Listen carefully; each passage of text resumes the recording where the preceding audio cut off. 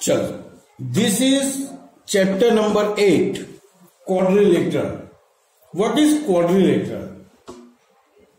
So, for non-collinear points, joining these points, we have got quadrilateral.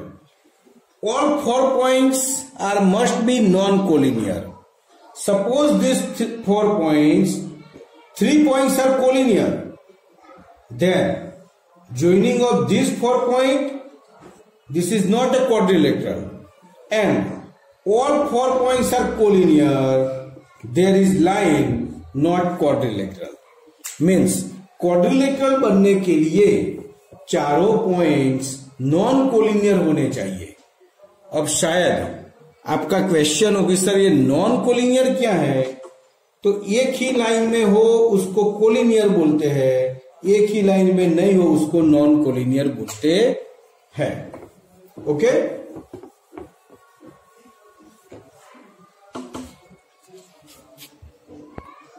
Types of quadrilateral. Okay, तो सबसे पहले हम समझेंगे parallelogram.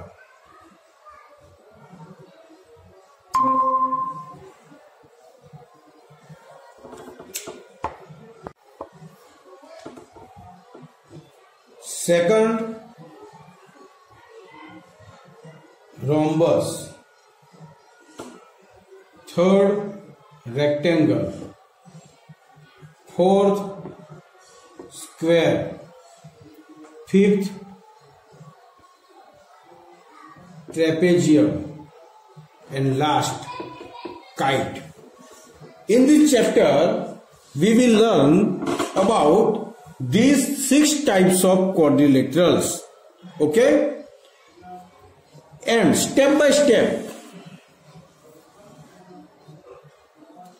we will learn parallelogram, rhombus, rectangle, square, trapezium and kite, all types of quadrilateral.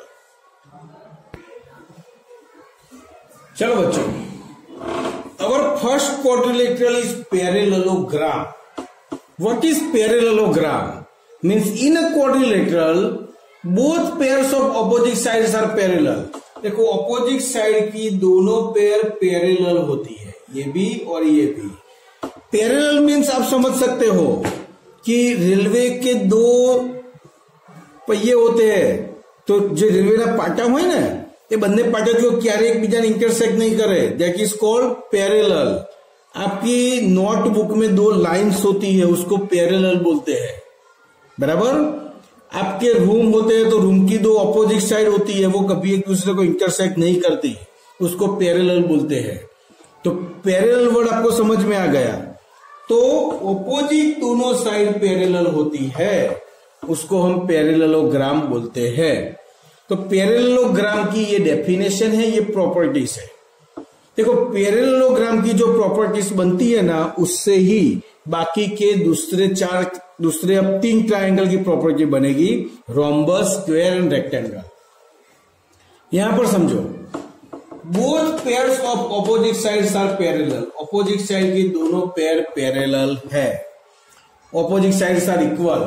देखो, इसके equal ये है, इसके इक्वल ये है, यानी मीन्स ऑपोजिट साइड इक्वल है. Opposite angles are equal. Opposite angle भी इक्वल होते हैं. देखो, इसका जो मेजर होता है वही यही होता है, और इसका इक्वल होता है. समझो, ये 60 हो तो ये 60. Adjacent angles are supplementary. जो एडजेसेंट एंगल होते हैं वो सप्लीमेंट्री होते हैं.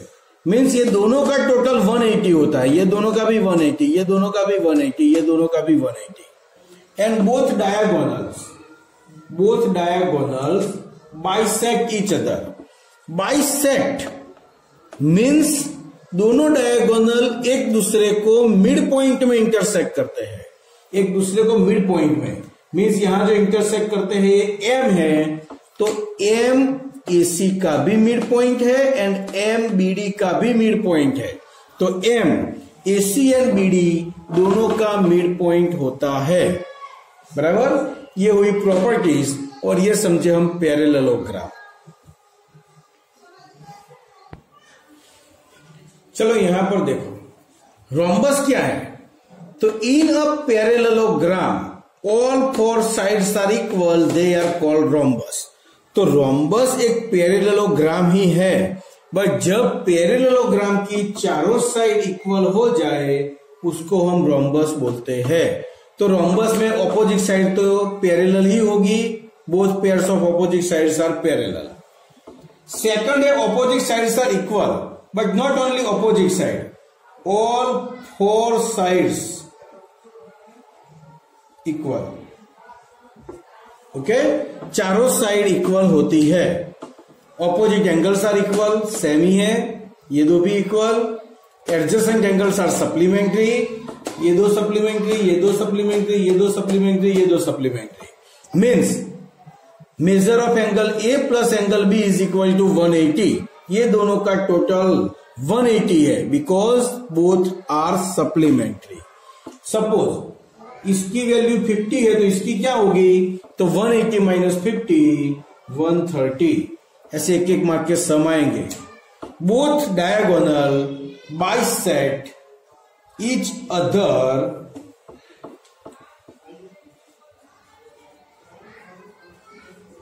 Eight right angle. देखो ये दो जगह थोड़ा चेंज है। इसका मीनिंग क्या हुआ कि दोनों ट्रायंगल, दोनों डायगोनल बाइसेक्ट तो करते हैं, बट एग्जैक्ट राइट एंगल बनता है। यहां भी राइट एंगल, यहां भी राइट एंगल, यहां भी राइट एंगल, ये भी राइट एंगल। मीन्स ये सारे एंगल 90 के बनेंगे, बराबर।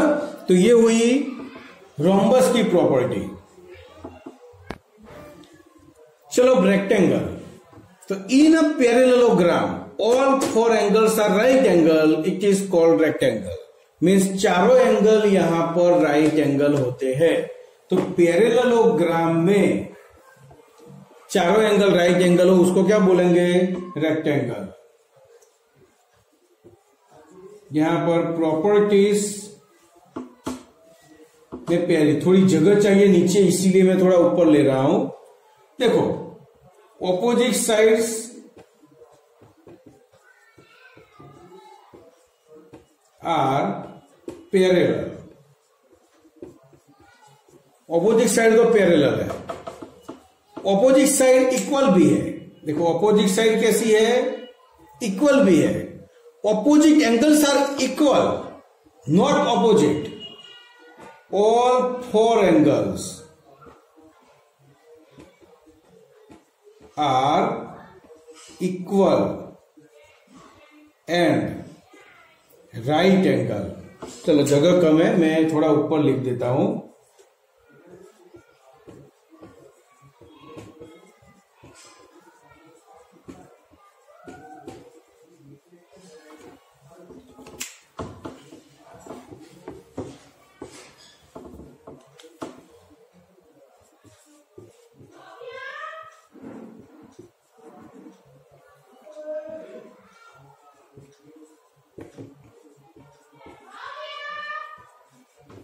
देखो opposite angles are equal. Opposite angles तो इक्वल है ही, but not only opposite, but all four angles are equal and right angle. Means चारों एंगल इक्वल भी है एंड राइट एंगल भी है। Okay, adjacent angles are supplementary, तो adjacent तो सप्लीमेंट्री ही होंगे। And both diagonals bisect each other. यहां पर राइट एंगल नहीं होगा, यहां पर राइट एंगल नहीं होगा, बट यहां पर एक 6 नंबर की नई प्रॉपर्टी आएगी, वो आप समझो। Both diagonal are equal. यहां पर दोनों डायगोनल इक्वल भी है, बराबर।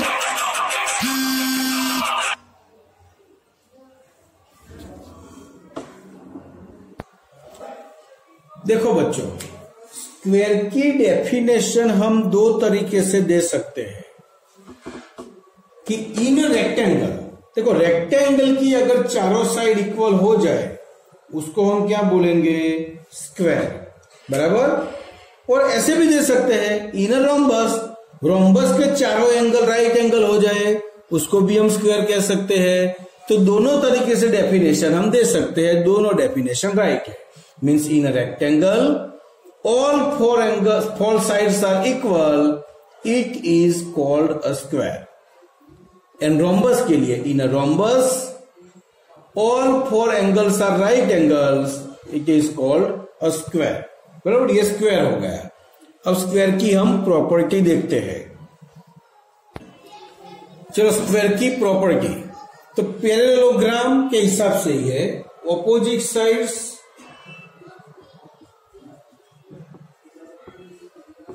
are parallel. Second, all four sides are equal. Means opposite तो equal होगी ही,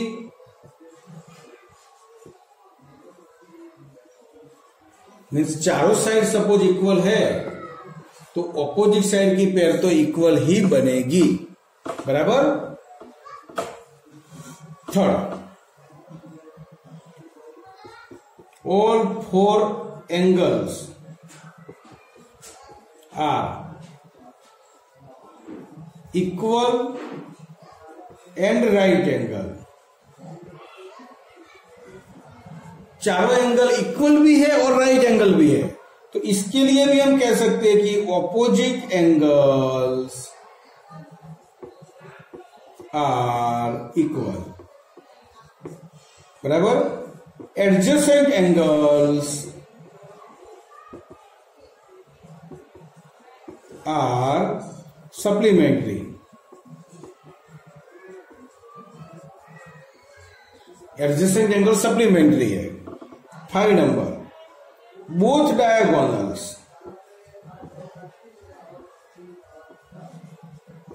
bisect each other at right angle। दोनों डायगोनल एक दूसरे को राइट एंगल में बाइसेक्ट करते हैं। तो चलो एक चीज ये याद रखो कि राइट एंगल में कौन कौन से क्वाड्रिलेटरल में बाइसेक्ट करते हैं, तो स्क्वायर एंड रोम्बस। और एक 6 नंबर का की प्रॉपर्टी एक एक्स्ट्रा होगी, बोथ डायगोनल्स आर इक्वल। दोनों डायगोनल इक्वल है, तो कौन कौन से क्वाड्रिलेटरल में दोनों डायगोनल इक्वल होते हैं, तो रेक्टेंगल एंड स्क्वायर। ओके, इतना याद रखना। चलो अब ट्रेपेजियम समझो। One and only one pair of opposite sides are parallel. देखो एक ही पेयर पैरेलल है, A B and C D, दूसरी पेयर पैरेलल नहीं है, क्योंकि इस साइड को जब भी आप लंबी करोगे तो दोनों साइड एक दूसरे को इंटरसेक्ट करेगी। It is called trapezium. इसकी कोई प्रॉपर्टी नहीं है, एक ही प्रॉपर्टी है, तो उस प्रॉपर्टी को हमने डेफिनेशन में ही ले लिया है। क्या, one and only one pair of opposite side are parallel. Okay, एक ही प्रॉपर्टी है इसमें। देख लो इसमें कुछ चलो बच्चों, इसमें समझ में आ गया। चलो बच्चों, अब आपको समझना है काइट। देखो काइट की कोई डेफिनेशन नहीं है, बट काइट हम कैसे अलग से ऑब्जर्व करेंगे, तो काइट में ऑपोजिट साइड की जो प्रॉपर पेयर है वो इक्वल है, ये इसके साथ इक्वल है। हाँ सॉरी, ऑपोजिट नहीं, एडजेसेंट साइड की। बट यहां पर हम काइट की प्रॉपर्टीज में ये नहीं लिख सकते कि एडजेसेंट साइड्स आर इक्वल, क्योंकि ये एंड ये इक्वल नहीं है, बराबर। ऐसे ही ये एंड ये इक्वल है, तो ये दो पेयर और ये दो पेयर इक्वल है, ये दो और ये दो इक्वल नहीं है। तो ये काइट बस समझ लेना है, इसकी कोई प्रॉपर्टी या कुछ नहीं है, बस इसकी सिर्फ फिगर समझ लो। ओके।